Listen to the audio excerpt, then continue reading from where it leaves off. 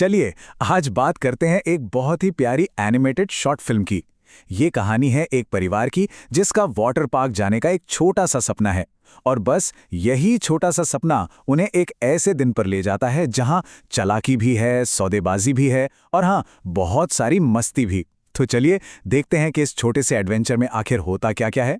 कहते हैं ना, हर बड़ी कहानी एक छोटी सी इच्छा से शुरू होती है। यहां भी बस यही होता है। एक छोटी सी बच्ची अपनी मां से जिद कर रही है कि उसे शहर के नए वाटर पार्क में जाना है। और बस यही वो एक जिद है, वो चिंगारी जो इस परिवार के पूरे दिन को रोमांच से भरने वाली है। तो सवाल ये है कि ये सपना पूरा होगा कैसे। कहानी हमें ले चलती है गर्मी के एक तपते हुए दिन में।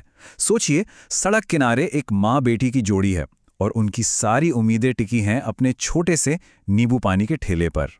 अब ये जो छोटा सा नींबू पानी का ठेला है ना, ये सिर्फ एक बिजनेस नहीं है, ये उनकी उम्मीदों का सेंटर पॉइंट है।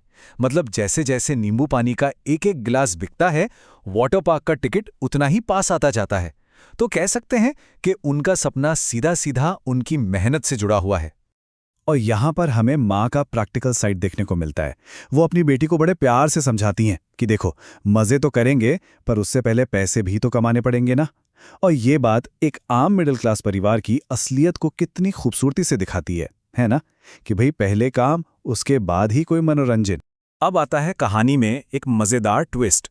होता यह है कि कोई ग्राहक ही नहीं आ रहा, तो अब हमारी ये जो छोटी बच्ची है वो सेल्स बढ़ाने के लिए एक बड़ी ही चालाक, खैर नाकामयाबी कहेंगे, एक तरकीब लगाती है। चलिए देखते हैं कि वो करती क्या है।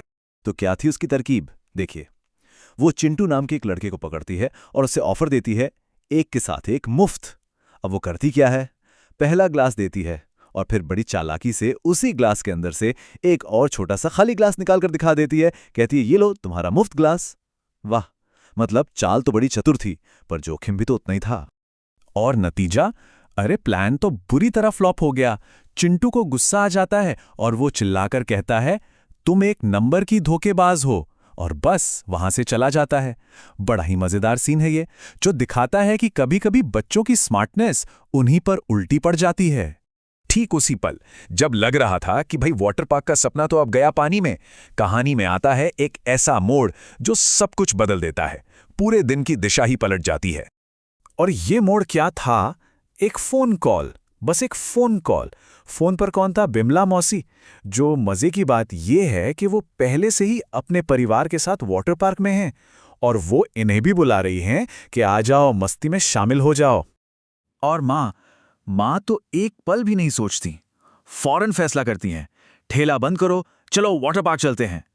सच में यह एक बहुत ही खूबसूरत पल है, जहां काम धंधे से ऊपर परिवार और खुशी को चुना जाता है। तो चलिए अब सीधा चलते हैं वाटर पार्क। सीन बदल गया है और यहाँ पर परिवार की खुशी और एक्साइटमेंट अपने पीक पर है। कह सकते हैं कि ये कहानी का सबसे हैप्पी वाला हिस्सा है। और यहाँ आकर उस छोटी बच्ची का सपना आखिरकार पूरा हो ही जाता है। वो पार्क को इतना बड़ा देखकर एकदम हैरान है।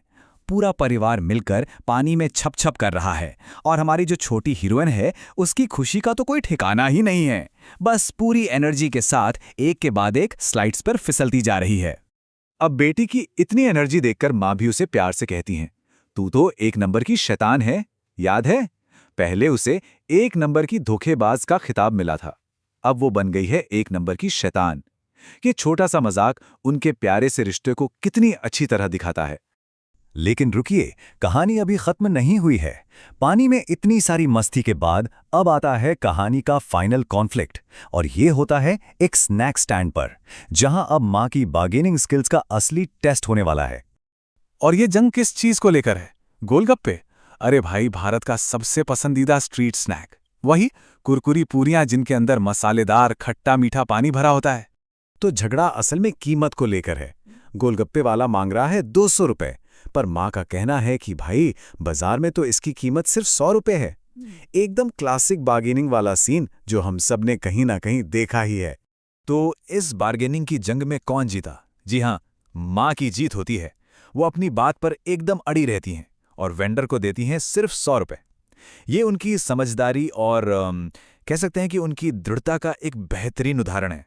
और कहानी का अंत होता है एक और मजेदार एक नंबर की टाइटल के साथ, जब वेंडर उन्हें कुछ कहता है तो माँ पलटकर कहती हैं कि असली लुटेरन तो तुम हो जो इतने ज्यादा पैसे मांग रहे हो। क्या शानदार जवाब था।